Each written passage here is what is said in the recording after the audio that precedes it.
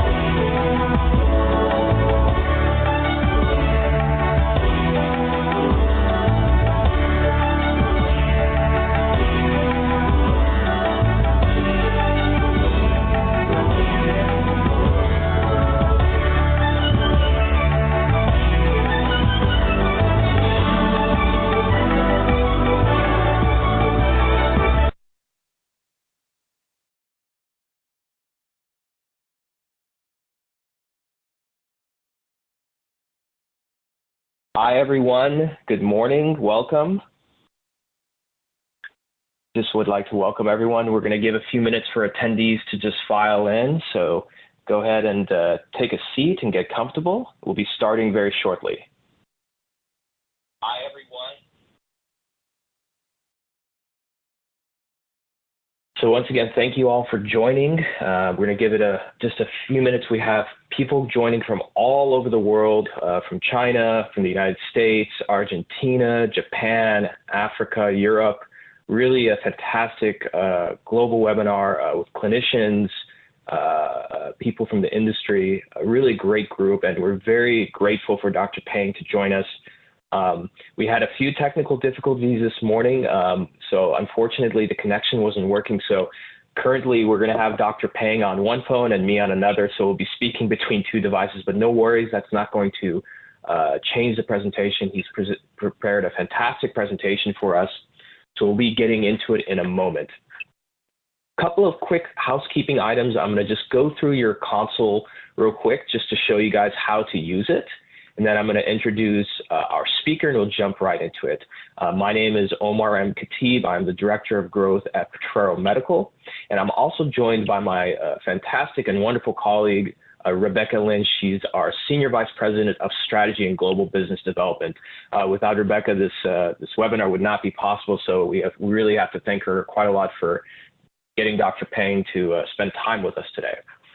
Now, for the webinar, I'm going to go through a quick housekeeping item, so give me one moment.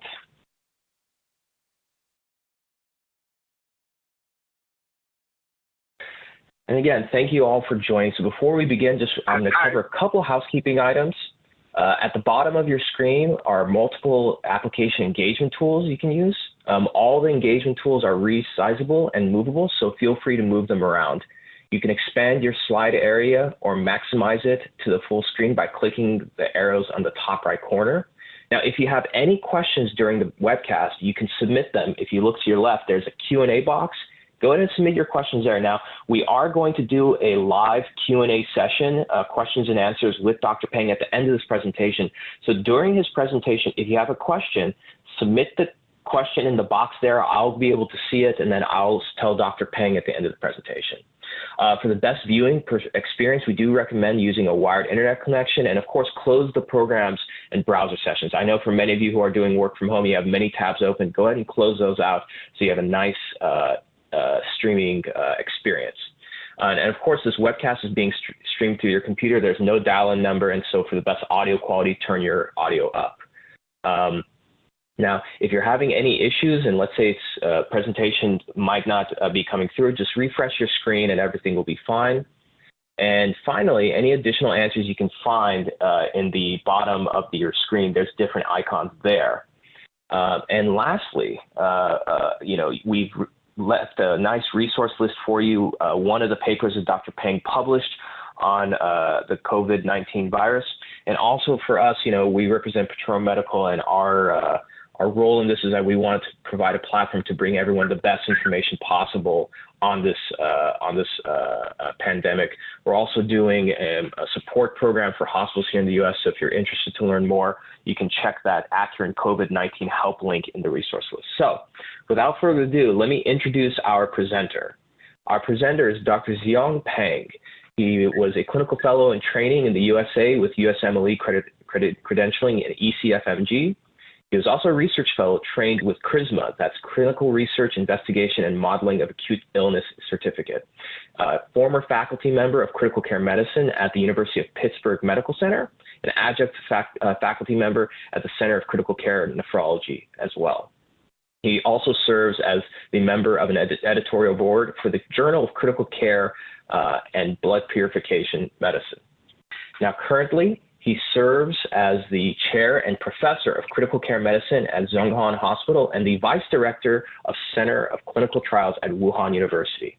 So without further ado, let me introduce you, Dr. Xiong Peng. Dr. Peng, the floor is yours. Let me know when you move to the next slide, and I'll click through for you. Hi, hello. It's like an honor to share my experience with you. I'm not sure if you can hear me. Can you hear me clear? Yes. Yes, Hello? we can hear you very clearly. Can you hear me? Okay. Yes. So, I'm Dr. Tapp from the Department of Critical Care Medicine, Wuhan Hospital, Wuhan University. It's my great honor to share my experience with you.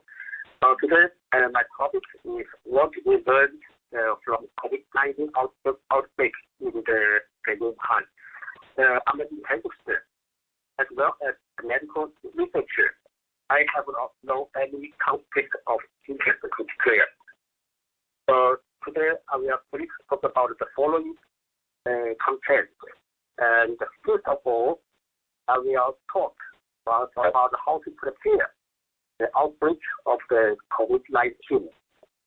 And actually, in the early stage of the outbreak, the medical resources, including the medical beds, ICU beds, and the human resources, are limited. So we need to mobilize the medical resource and the help of the government or the hospital authority. And we need to organize more teams, especially for the ICU team, to rescue the patients.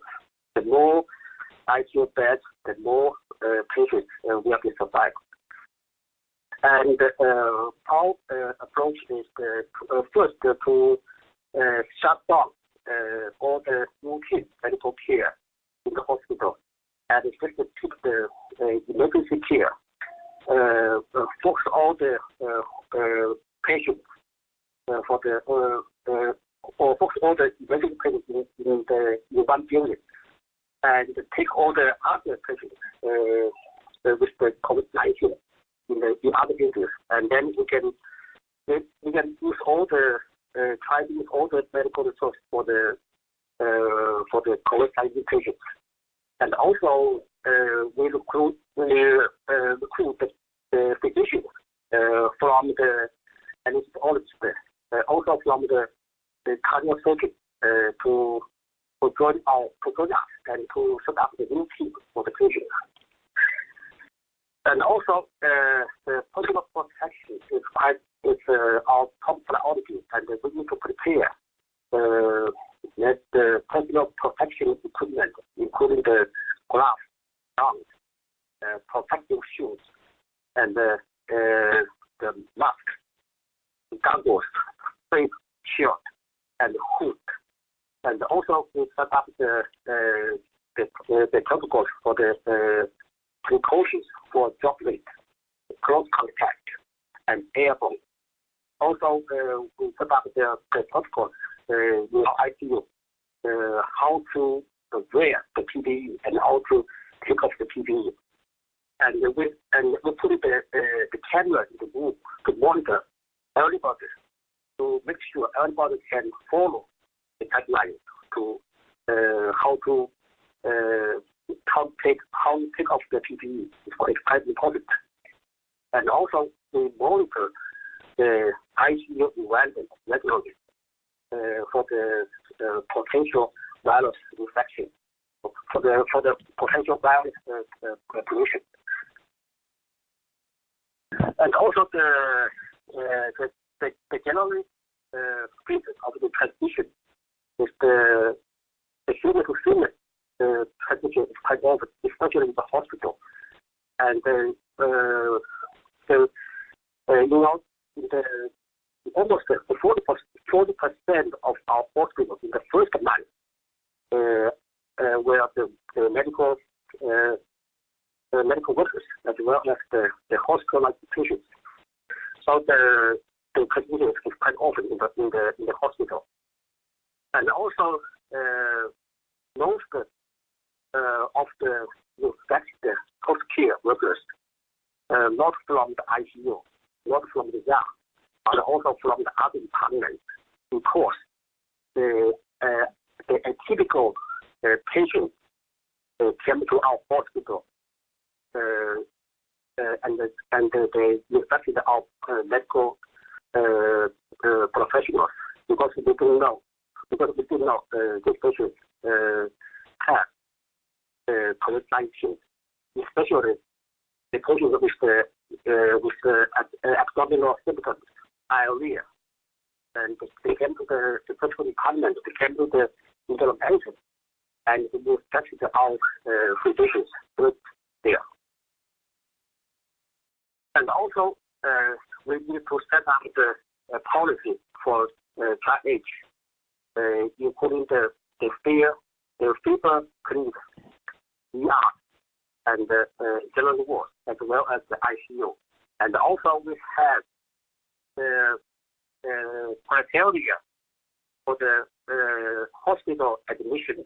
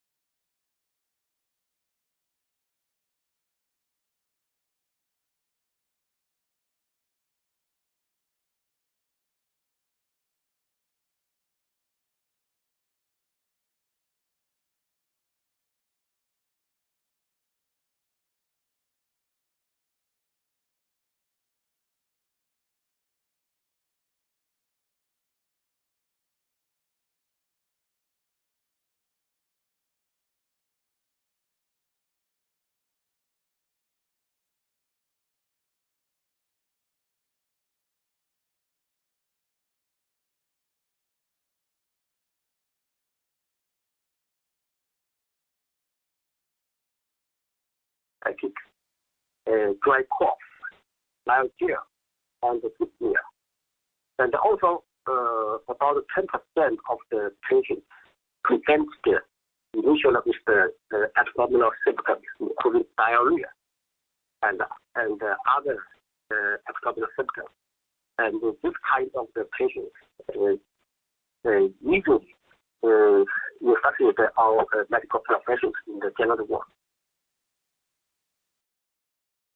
And also regarding the clinical process, this is our observation for the patient.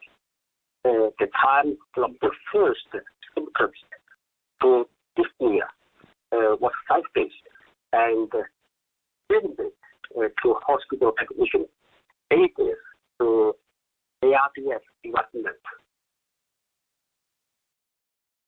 Also, this is the lab test for the COVID-19, and also this is the very typical the figures for the lab test for the lab is the patient had lymphopenia and also elevated lactate dehydrogenase.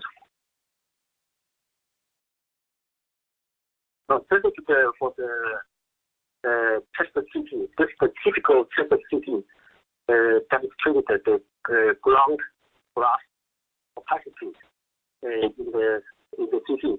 Initially from the outer part of the lung, and then going to the whole area of the lung. Okay. Next, I will talk about the diagnosis of the COVID-19. So this is the criteria for the diagnosis, including the history and the symptoms signs. The typical symptoms is the abdominal, fatigue, ear, and the lab test is the lymphopenia. Also, we need to run the flu test to exclude other virus diseases. And the typical test CT demonstrated the multiple touches starting from outer part of the lung. And also we need to run the PCR test. Unfortunately, this test, the sensitivity is not high, around 40 to 50%.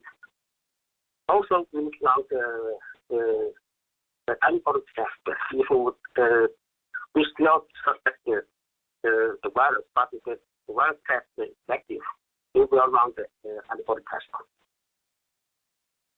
So based on the symptoms, lab test, typical chest CT, and then we can set up the clinical diagnosis. So if the patient with the positive value test, and we set up the confirmed diagnosis for the patients. Okay.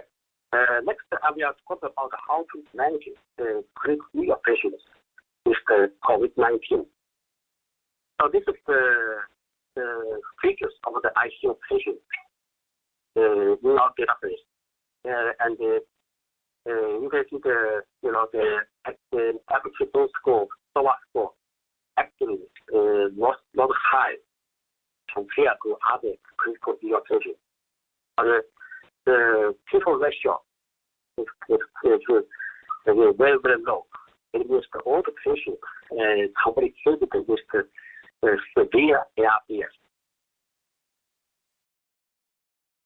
Also about the organ injury and the complications, the patients. And I just mentioned that most of the patients, the majority of the patients, developed the ARDS. Other organ injuries, including the cardiac injury, and around almost 60% of the patients have the cardiac problems, including the arrhythmia and other cardiac injuries. And about 30% of the patients developed shock.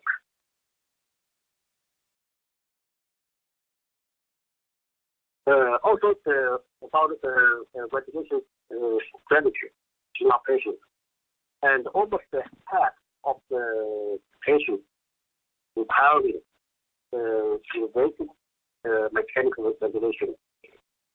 10% of the patients switch to the ECMO.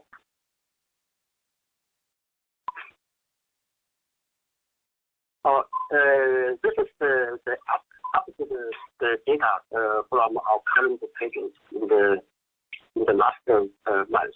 And also you see the patients, the people ratio is always quite low, it's only 115.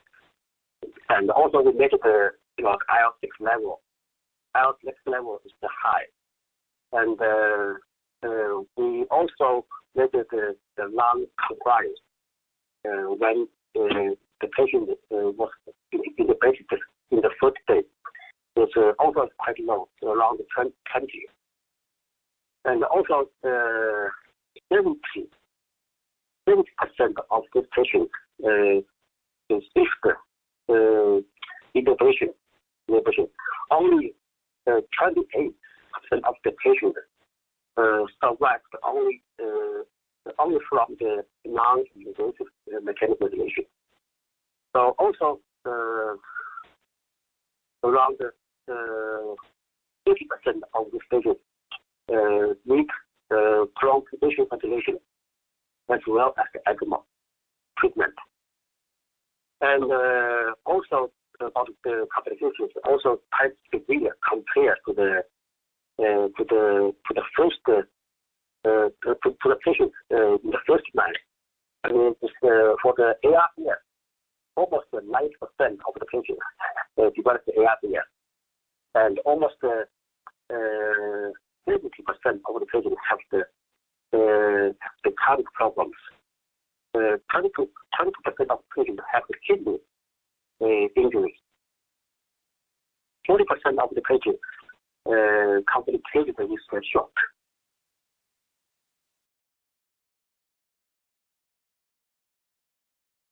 Here I will briefly talk about key points for the ventilation support. So the non-protective approach is extremely important for the patients. And we prolong this patient as early as possible. And also we evaluate the parameters we set for the patient frequently, and switch or change the model or the parameters if they must not get the parameter. Also, we titrate people and take volume based on the transpulmonary pressure, if possible, or driving pressure. And also, we keep the driving pressure less than 15. The critical pressure less than 28. We try to avoid the acute cold pulmonary. And be careful about the lung improvement maneuver. Here, we send the highest people around 20. So for our patients, the people are quite low compared to the patients with other ARDS. So around the mode of the ventilation, first I will talk about high flow nasal ventilation. So I recommend this model in the room with the vacuum pressure because I'm concerned about the pollution, the air pollution from the droplet generalized from the high flow nasal ventilation. So if the people ratio around 200 to 300, we will try the high flow, and we will set the flow rate around 40 to 50 air per minute, and observe for 2 hours, and we evaluate practically based on the NOx score. NOx score is calculated from the respiratory rate, the saturation, and SiO2.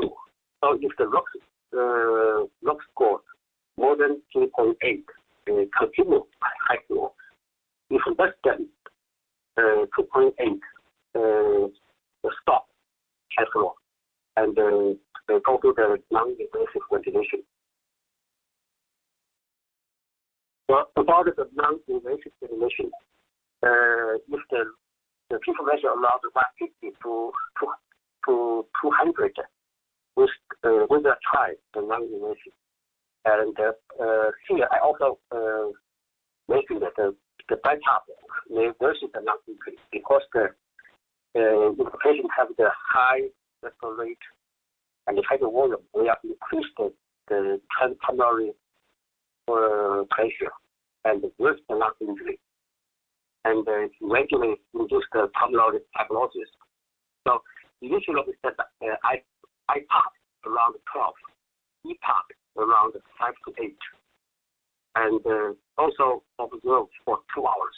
And also we prefer the tidal volume. If the tidal volume less than 9 ml per kilo, continue. If more than 12, stop non-invasive independent patients. So if the people ratio less than 550,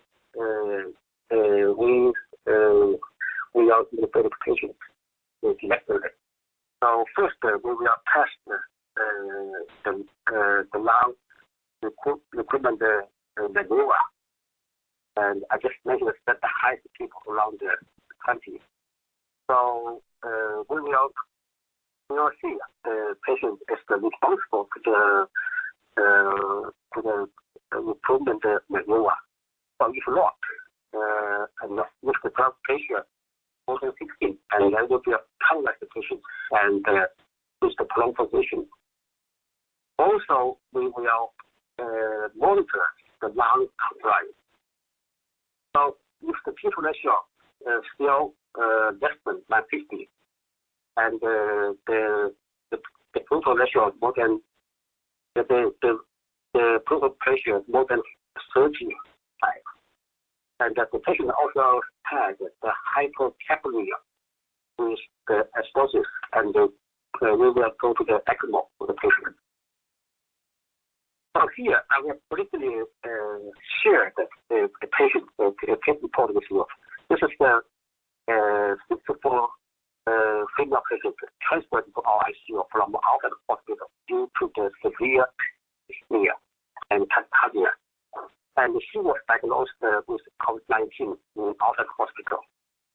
She was healthy peacefully, and she received the antibiotic medication as well as the antibiotic hospice for 5 days, steroids for 7 days, and non-invasive ventilation for 9 days. So here is her treatment for the non-invasive in the last of 9 days, and we can see the vertical rate become faster and faster, and the saturation becomes lower and lower, and also the FiO2 also increased. So the non-invasive failed for the patients. And when she came out ICU, she her heart rate was 30, duration 82. That's quite high, and we prepare for the operation for her. And the last year, she was a little bit acidosis, and also complicated high level of the carbon dioxide,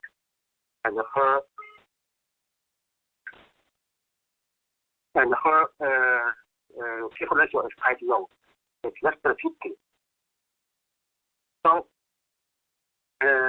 we intubated her and give the support, give the well-located water for 400, and this is the tip we set for her.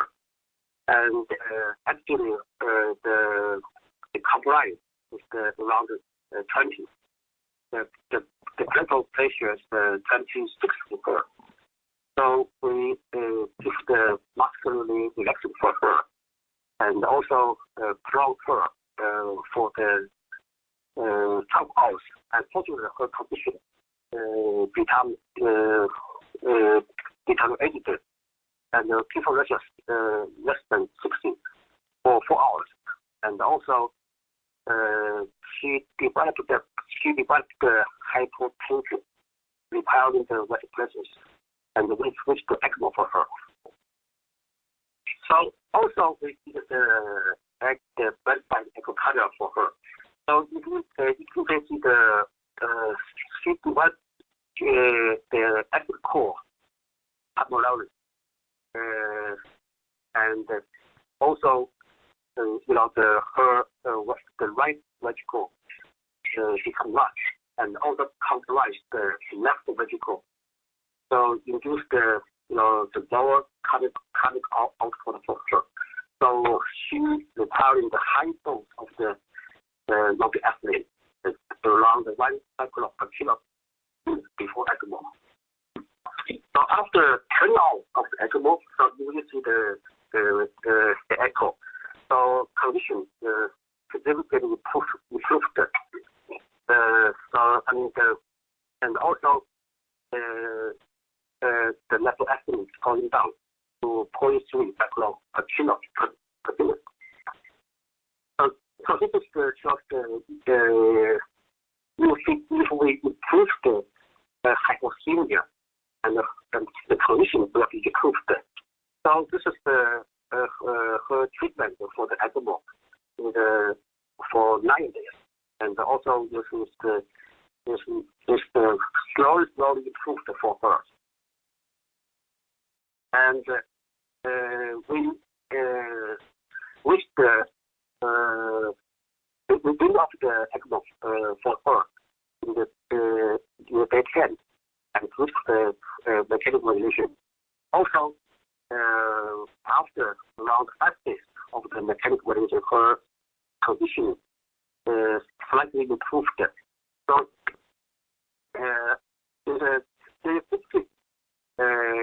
she was depressed. She was activated. So the lesson we learned from this case. So here I still focus on the non-protective ventilation strategy. So very important. So we need to evaluate the mode frequently, and we cannot keep one mode for long time, for 9 days. So this is the difficult patient, and also prevent actually called pulmonary. So this is the induced by the severe hypoxemia. So if we improve the hypoxemia, this problem will be improved. So here is the whole chart for the validation support for our patients. So based on the key cholesterol, we students choose the different mode of the validation, and then we will continuously evaluate which mode works or not. If nothing works, we need to switch, we need to change mode and choose the best mode for the patient. So lastly, I will talk about the outcome of the patient with the COVID-19. So actually, in the first data set, in the first month of most of the patients have very good prognosis in ICU. And in the second month of the patient, because all the patients transferred from other hospitals, and they were more severe compared to those in the first month. So I mean, this patient overall mortality is around 30%. And also, we observe which markers will predict the outcome of the patient. So here is we compare the survivors and non-survivors of the patients. So the non-survivors marked with the red color, you can see with the complicated, with the persistent or lymphocytes and higher diabetes, higher urea, and higher creatinine. And also we measured other parameters for the patients, including the white size and the PEEP, the SOVA score, and the non-injury score, which is called NIS. And we can see for the non-survivors. The non-survivors here marked with the yellow color with the persistent elevated carbon dioxide and persistent elevated the non-injury score, persistent high hardening, and entirely high dose of the muscular relaxant, entirely high dose of the vasopressin. And also we run the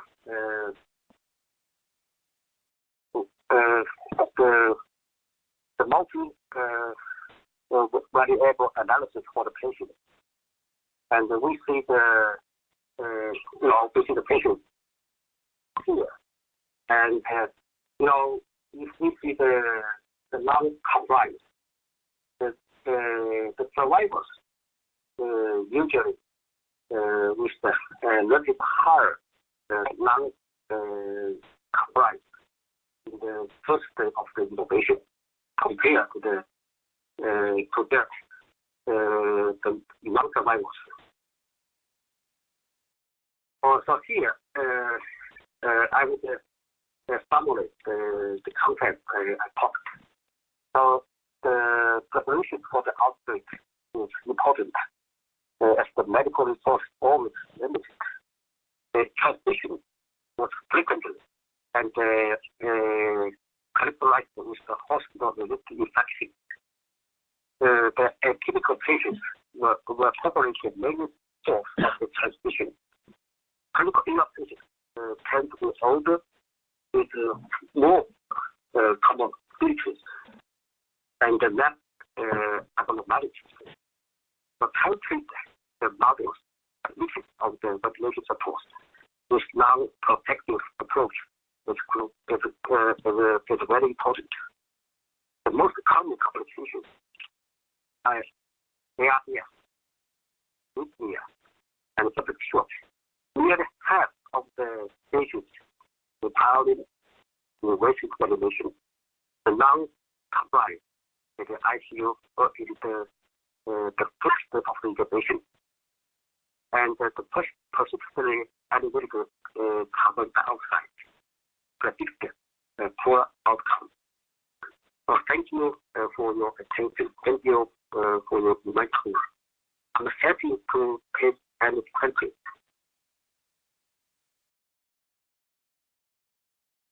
Wonderful.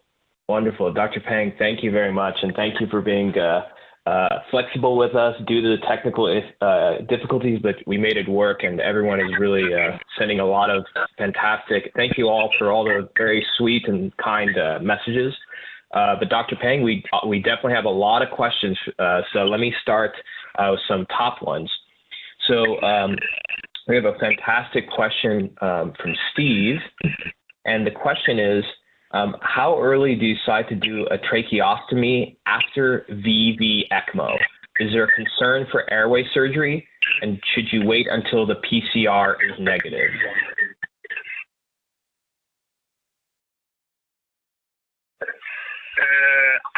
I'm sorry, I can't hear clearly, so I'm not sure. No. The microphone, No worries. Microphone.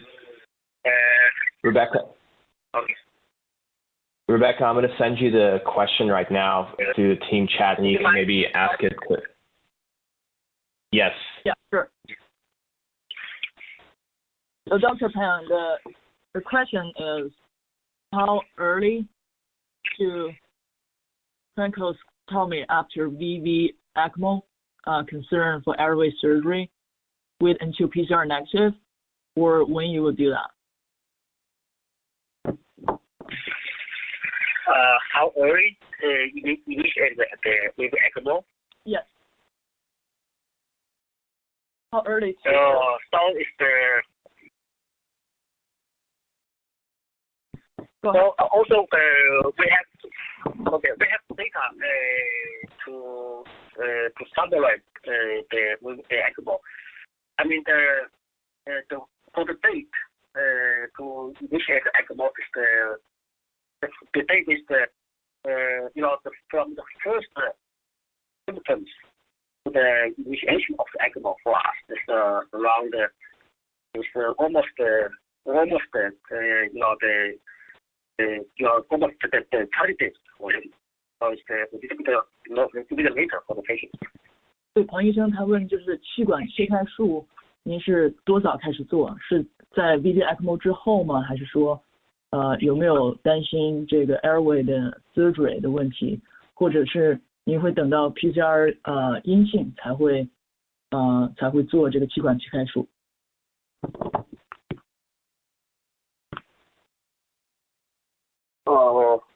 ？later structure 是吧？对，check afterwards? Yes. Okay.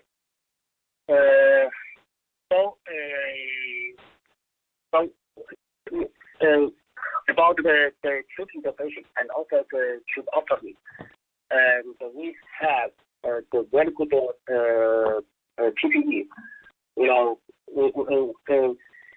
don't consider about the virus or positive or negative. So if the patient needs tracheostomy, we will do that. But we don't consider about the patient is the virus level is the positive or negative. So, but the PPE is quite important. We choose the airborne protection for the procedures.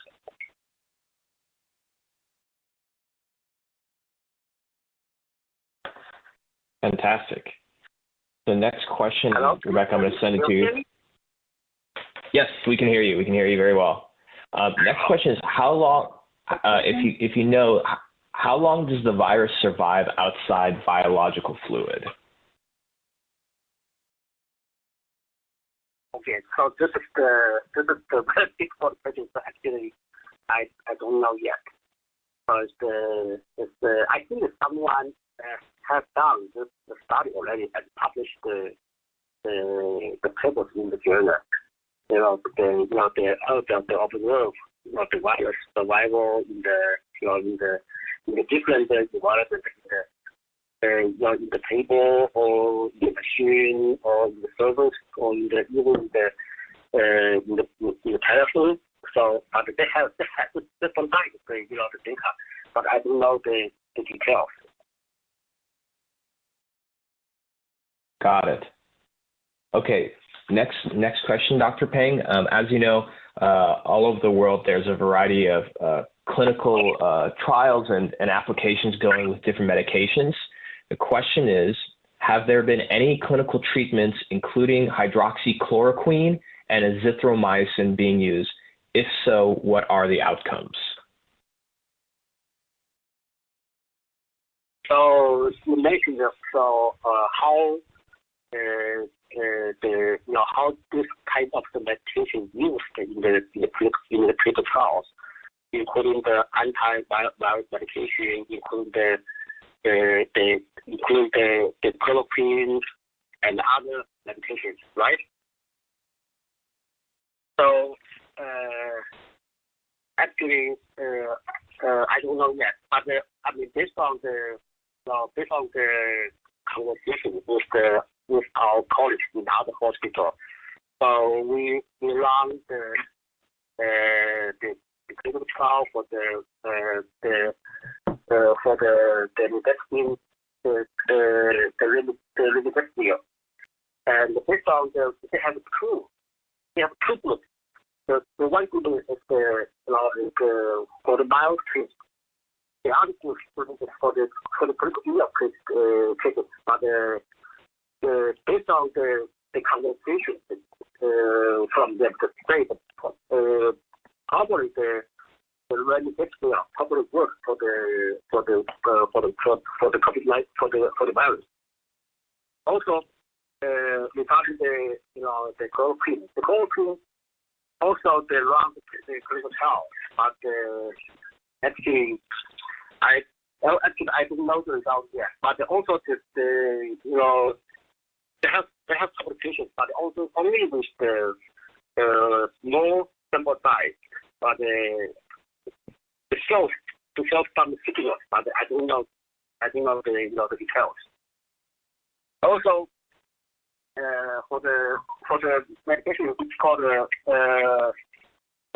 lopinavir. Lopinavir, the study just published 1 week ago in the New England Medicine Journal, and also for the clinical trial, the result from the RT actually is no effect from the applications. So this is all I know. All I know for the medications with for the trials for the COVID-19. Got it.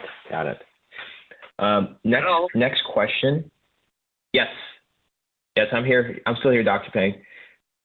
So next question is from an attendee that used to live in China in the early 2000s.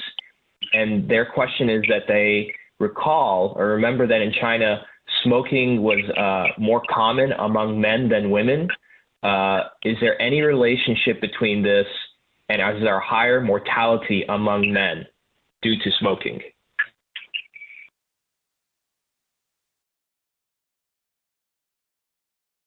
Is there any difference about the male and female? Yeah, and if yes, and if smoking influenced the results. The influence of the so it's hard to say. So based on the first paper published in the Lancet, it shows that most of the infected patients were males. But however, based on the big database, actually there's no any differences between the male and the female regarding the incidence, regarding the mortality. my exploration for the first group of patients, because the first group of patients were all from the very famous the seafood market, because all they are the workers working in the seafood market. They are laborers. They are laborers. I think that most of the laborers were male. So this is my speculation for that. Why in the first group of patients were male? Because all the patients from the seafood market, they are laborers in the seafood market. So I guess probably most of them were male. Wonderful. So the next question is actually related to this last one. So the question is, as it was shown that the outbreak happened in the seafood marketplace, are there, moving forward, it seems that an important part to maintaining and protecting populations from pandemics like this is public health education. Are there any government facilities or plans to start educating populations in the seafood market, perhaps to reduce consumption of specific foods to prevent future outbreaks from happening?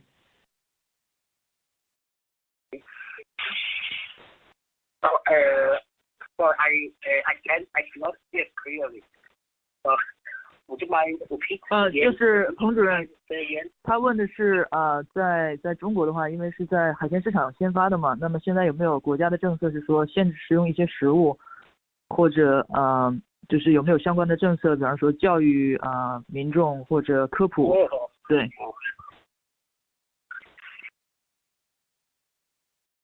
So yes.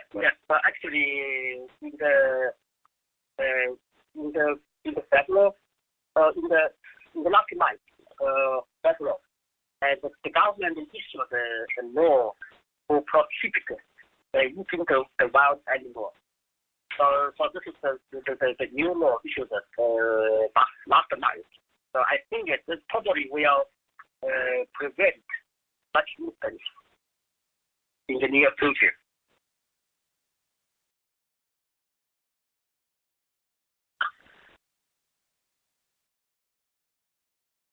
Omar. Got it. Thank you. Yes. I'm trying to go through. We have a lot of different questions coming in.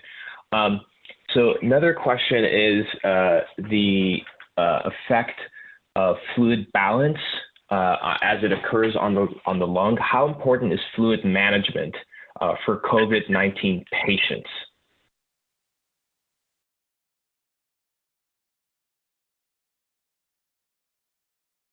And more specifically,那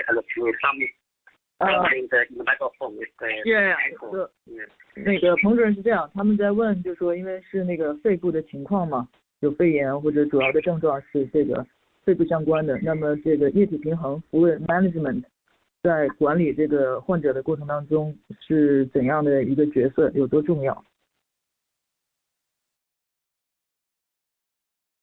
Yes, of course, we use the limited fluid concentration approach for these patients.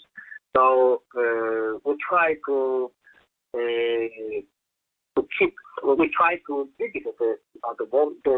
the fluid for the patient, and try to restrict the fluid infusion for the patient. But however, sometimes we should be careful about that. So if the patients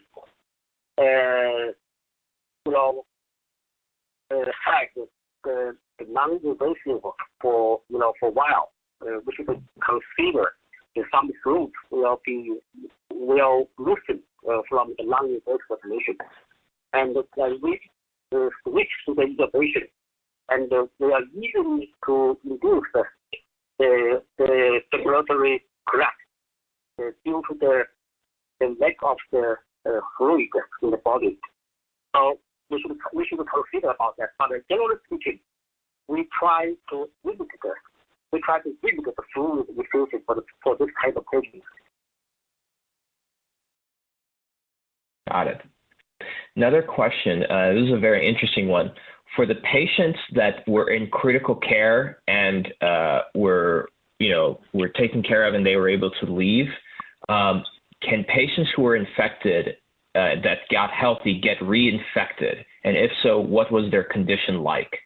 So the question is, if an infected patient gets better, can they or have they been reinfected? And if so, what was the condition like?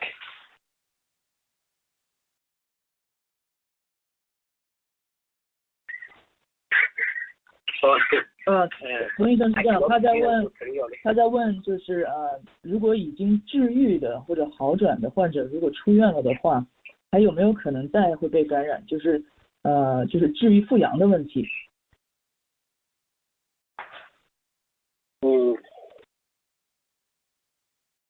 So actually, this is a very difficult issues because when the patient is discharged from the hospital, usually we have the criteria for the discharge. The patient had consecutively 3 times negative virus negative PCR results, also as well as other clinical symptoms, or including the chest disease. And if the patient is discharged from the hospital, and then they have to follow up. They have positive test again. So this there are 2 issues. One is actually in the first because I mentioned that PCR. The sensitivity is only 40 to 50%. Probably, the negative is the 4th negative from the previous PCT result. So this is very common. The second issue, the second is truly positive. Or truly it is redetected. But so this is how to distinguish that. So if the patient, everything is okay, the chest disease is okay, no any symptoms, but only the positive PCR. And we will follow up the patient. We will follow up the patient for a while, at least for 1 month, first 1 month, and then 3 months, and then 6 months, and to see how the patient is the patient still positive, and any symptoms, if the patient has any issue, if any problem to affect other people. So we need to follow up for all these issues. But generally speaking, for the reinfection, this is how is the rate for the reinfection? This is the most important question. So someone says it's 1%, someone says 10% for the reinfection, but we need more data to confirm for the reinfection issue. Thank you. Next question was that preparation was very important as the medical resources were limited. How did you and your team prepare and increase the efficiency of the ICU? So with limited resources, how did you and your team prepare and increase efficiency in the ICU? 冯主任，就是现在因为医疗资源都不够嘛，也是在美国刚开始爆发的时候，您提到过怎么就是成倍或者3倍的去提高您的用现有的医疗资源去提高 ICU 的这个容纳人数什么的。Yes. So actually, in my department, all ICU bed almost tripled for the COVID-19 patients. And of course, we need to recruit the physicians, recruit the nurses. But it's actually difficult to recruit the physicians. So in my hospital, because we shut down all the routine care for the patient, but only keep the emergency care. So we have a lot of the physicians that can work for us. So I have the priority choice to choose the physician from our department. So in my new team, I recruit a lot of the physicians